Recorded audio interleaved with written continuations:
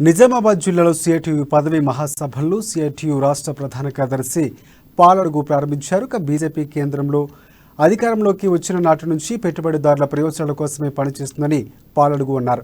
కార్మికులపైన, కార్మికుల వేతనాలపైన, కార్మిక చట్టాలపైన తీవ్రమైనటువంటి దాడి చేస్తుందని అన్నారు.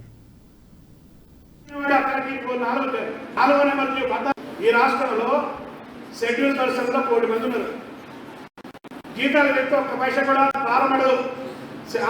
కార్మికుల సంక్రాంతి జీవో లేవు, గ్రామ పంచాయతీ కార్మికులకు తగ్గిపడి జీతం లేదు, కారోబార్లకి పిల్లలకి స్పెషల్ స్టాటస్ లేదు, అంగన్వాడి అక్కడికి 4వ నెంబర్ 14వ నెంబర్ అట్నే ఉంది. వేదికలు ఉన్నాయి.